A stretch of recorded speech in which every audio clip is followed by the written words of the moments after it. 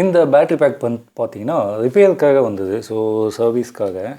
So இதில் வந்து ஃபுல்லாக பேக் எல்லாமே டெட்டாக இருந்தது, செல்ஸ் எல்லாமே. ஸோ அதை எல்லாமே பூஸ்ட் பண்ணியாச்சு. ஸோ இதில் ஒரு டிஃப்ரெண்ட்டான ஃபால்ட்டை வந்து கண்டுபிடிச்சேன். ஸோ அதை தான் உங்களுக்கு வந்து எக்ஸ்பிளைன் பண்ணலாம் அப்படின்றது. ஸோ இது ஏன் வருதுன்றதும் வந்து நான் சொல்கிறேன். ஸோ இதில் வந்து இப்போ பிஎம்எஸ் எல்லாம் கனெக்ட் பண்ணியிருக்கு. பேக் வந்து எல்லாமே பூஸ்ட் பண்ணி சார்ஜ் பண்ணி டிஸ்சார்ஜ் பண்ணியாச்சுங்க. ஸோ இப்போ டிஸ்சார்ஜ் பண்ண ஒன்றும் பேக்கில் வோல்ட் எவ்வளோ இருக்குதுன்னு வந்து பார்த்துடலாம். ஓகேங்களா, பிஎம்எஸ் எல்லாமே கனெக்ட் பண்ணியிருக்குங்க.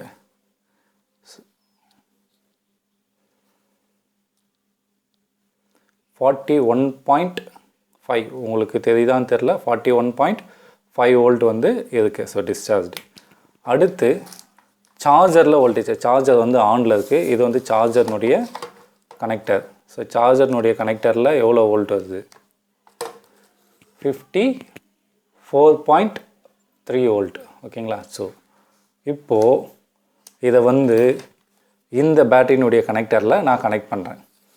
இதில் 2 கலர் இருக்குங்க. So red colour means charging ஃபுல்லானாலும் ரெட்டு தான் எரியும், கனெக்ட் பண்ணலினாலும் ரெட்டு தான் எரியும். சார்ஜ் ஆகுது அப்படின்னா க்ரீனில் எரியணும். ஓகேங்களா, நான் கனெக்ட் பண்ணால் க்ரீனில் எரியணும். ஸோ இங்கே பேட்டரி டிஸ்சார்ஜ் ஆகிட்டு இருக்கு, சார்ஜ் பண்ணிட்டேன், கனெக்ட் பண்ணிட்டேன். ஆனால் இங்கே பார்த்தீங்கன்னா ஃபுல்லுன்னே காட்டுது. அதாவது சார்ஜிங்கே நடக்கலை. அதுதான் இங்கே உண்மை. ஆனால் பேக் வந்து டிஸ்சார்ஜ் ஆகிட்டு இருக்குது. ஆனால் இப்போது சார்ஜிங் நடக்கணும். ஏன் நடக்கலை அப்படின்னு வந்து பார்த்தீங்கன்னா பிஎம்எஸ் வந்து டிஸ்சார்ஜ் பண்ணுது, ஆனால் சார்ஜ் வந்து பண்ண மாட்டேங்குது. ஸோ அதுக்காக என்ன பண்ணலாம் அப்படின்னா, ஸோ இன்னொரு வந்து ஒரு ஃப்ரெஷ்ஷான பிஎம்எஸ், புது பிஎம்எஸ் பார்த்தீங்க அப்படின்னா 15S BMS. ஸோ இதில் இருக்கிறது 15S BMS. நான் அப்படியே வீடியோ கட் பண்ணாமல் அப்படியே உங்களுக்கு காட்டுறேன் பாருங்கள். அப்படியே பிஎம்எஸ் வந்து கனெக்ட் பண்ணுறேன். ஸோ ஃபஸ்ட்டு இந்த சார்ஜர் கனெக்ஷனை எடுத்துடலாம். எடுத்துட்டு ஸோ இந்த டெம்பரரி கனெக்ஷன்ஸ் எல்லாத்தையும் ரிமூவ் பண்ணுறேன்.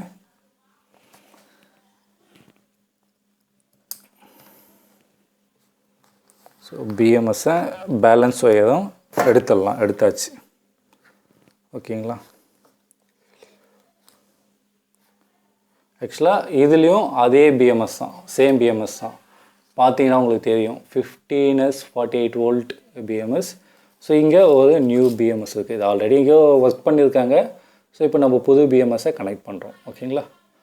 ஸோ இது புது பிஎம்எஸ். இதை வந்து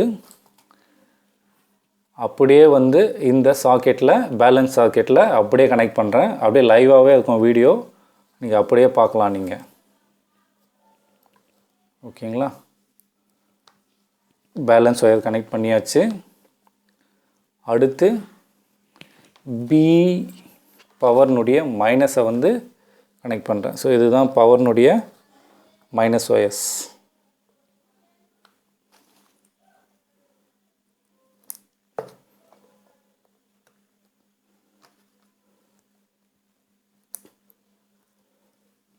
ஓகேங்களா, கனெக்ட் பண்ணியாச்சு. அடுத்து பி மைனஸ். இங்கே பி மைனஸ் இருக்குது, இங்கே பி மைனஸ். இது டெம்பரரி டெஸ்ட் பண்ணுறதுக்காக தான். ஓகேங்களா. இதை யாரும் வந்து நீங்கள் ட்ரை பண்ணாதீங்க. இதெல்லாம் வந்து கொஞ்சம் சேஃபாக பண்ணணும். ரிஸ்க்கான மெத்தடு, நாலேஜ் எல்லாம் பண்ணவே பண்ணாதீங்க. ஸோ இப்போ கனெக்ட் பண்ணியாச்சு. பேலன்ஸ் ஒயர் கனெக்ட் பண்ணியாச்சு, பி மைனஸ் கனெக்ட் பண்ணியாச்சு, பி மைனஸும் கனெக்ட் பண்ணியாச்சு. ஸோ இப்போது வோல்டேஜ் வந்து இப்போது இந்த டிஸ்சார்ஜ் கனெக்டரில் எவ்வளோ வோல்டேஜ் இருக்குது அப்படின்றது வந்து பார்க்கலாம். ஓகேங்களா.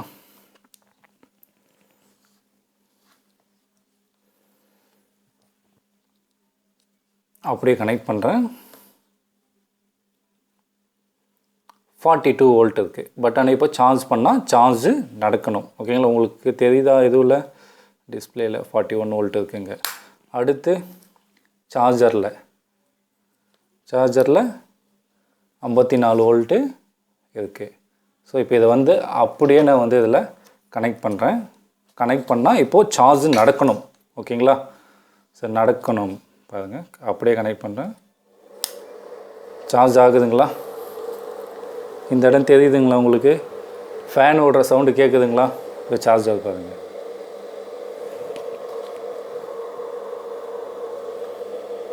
ஓகே, இப்போது சார்ஜிங் வந்து நடந்துகிட்டு இருக்குது.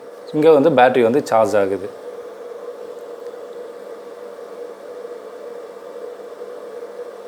சரி ஓகே. இப்போ நான் இதை எடுத்த உடனே ரெட்டு வந்துடும் பாருங்கள். ஸோ சார்ஜ் நடக்கலை தெரியுதுங்களா, ரெட்டு வந்துடுச்சு பாருங்கள். ஸோ இப்போ இதே வந்து நான் இது கனெக்ட் பண்ணி யூஸ் பண்ணும்போது க்ரீனுங்க சார்ஜ் ஆகுது, ஃபேன் ஓடுது, 54 வோல்ட் ஆகும்போது கட் ஆஃப் ஆகி இங்கே ரெட்டு வந்துடும் சார்ஜிங் ஃபுல் அப்படின்னு. சரிங்க, இப்போ இது எல்லாத்தையும் டிஸ்கனெக்ட் பண்ணிடலாம்.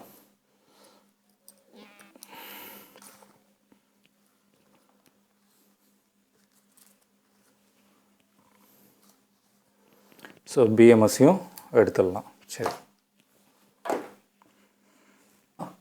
ஃபஸ்ட்டு நீங்கள் ஒரு விஷயம் தெரிஞ்சுங்க, இந்த பிஎம்எஸ் ஏன் ஃபால்ட் ஆச்சு.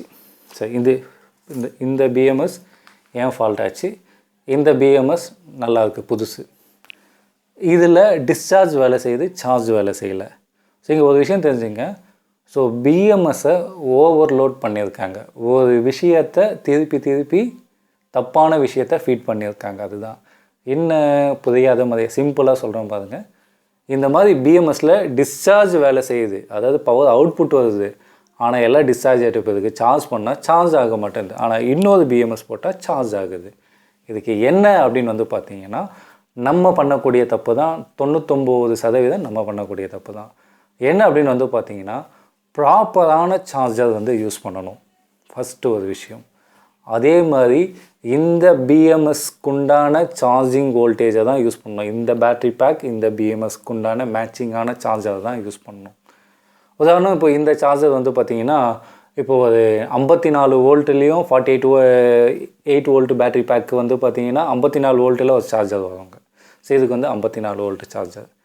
இதே 48 வோல்ட்டில் வந்து 58 வோல்ட் சார்ஜர் வரும், அது ஒரு சீரீஸ் வந்து எக்ஸ்ட்ரா வரும். இந்த மாதிரி மாற்றி போட்டால், இந்த இடத்துல அதிகமான வோல்டேஜ் இருக்கக்கூடிய சார்ஜர் போட்டால் இந்த பிஎம்எஸ் என்ன பண்ணோம் பார்த்தீங்கன்னா, அதிகமான வோல்டேஜ் வருதுப்பா நான் கட் பண்ணுறேன்னு அவுட்புட்டை கட் பண்ணோம். அது ஒன்று. ஸோ இந்த மாதிரி கட் பண்ணி உள்ளக்கூடிய மாஸ்ஃபெட்டு கடைசியில் ஓப்பன் ஆகாமே போயிடும், பிஎம்எஸ் அன்யூஸாக போயிடும். ஸோ இது நம்ம பண்ணக்கூடிய தப்பு. ஓகேங்களா.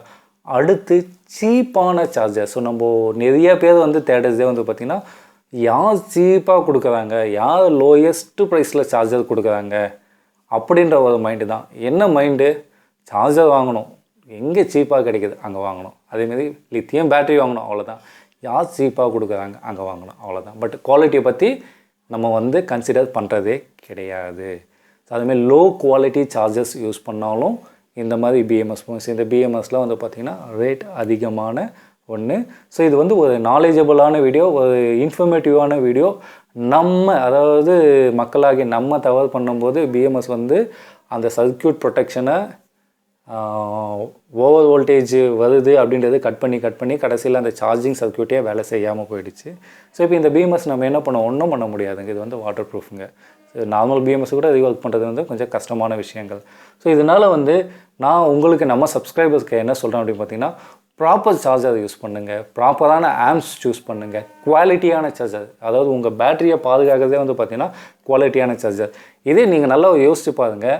ஸோ இந்த பிஎம்எஸ் வந்து சார்ஜிங் சர்க்யூட் ஃபெயிலியர் ஆகி சார்ஜ் பண்ணாமல் பேட்டரியை காப்பாற்றிருக்குன்னு தான் நான் சொல்லுவேன்.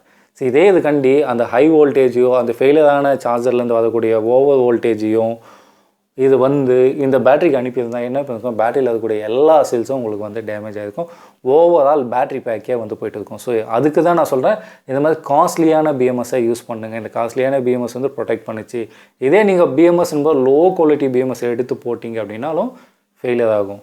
இதெல்லாம் எதுக்கு அப்படின்னு வந்து பார்த்திங்கன்னா, ஸோ ஒரு பேட்டரிக்குள்ளே இவ்வளோ விஷயங்கள்லாம் இருக்குது அப்படின்றத நீங்கள் தெரிஞ்சுக்கணும். இப்படி தெரிஞ்சிக்கினா தான் உங்களால் அந்த எலக்ட்ரிக் வெஹிக்கிள் வந்து உங்களுக்கு ஃப்ரெண்ட்லி, யூசர் ஃப்ரெண்ட்லியாக இருக்கும். இல்லை ஏதோ ஒன்றா சார்ஜ் போட்டேன் எதையோ அதை கொடுத்தாங்க செஞ்சாங்கன்னும் போது வந்து பார்த்திங்கன்னா உங்களுக்கு வந்து பாதிப்புகள் வந்து உங்களுக்கு தான் வரும்.